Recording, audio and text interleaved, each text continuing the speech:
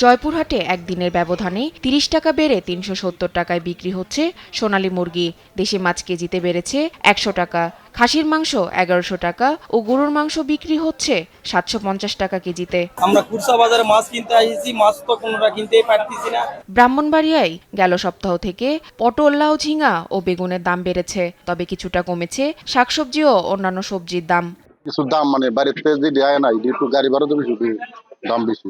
সাপ্তাহিক ছুটির দিনে ক্রেতাদের উপস্থিতিতে জমে উঠেছে চাঁদপুরের মাছের বাজার। জাটকা সংরক্ষণে ২ মাস মাছ ধরা বন্ধের প্রভাব পড়েছে বাজারে।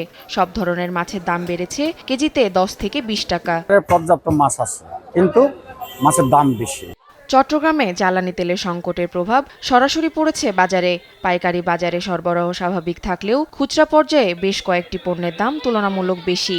এগুলা ১০০ টাকা, এগুলা কি মানুষের আয়ত্তের ভিতরে? আয়ত্তের ভিতরে না, এগুলো আয়ত্তের বাইরে। বরিশালের সবচেয়ে বড় পাইকারি মোকাম বহুমুখী সিটি মার্কেটে কেজি প্রতি পটল বিক্রি হচ্ছে ৪৫ টাকায়, ঢেঁড়স ৪০ টাকায়, প্রতিটি লাউ বিক্রি হচ্ছে ২৫ টাকা করে। বাজার নিয়ন্ত্রণে কার্যকর পদক্ষেপ না নিলে সংকট বাড়ার আশঙ্কা ভোক্তাদের।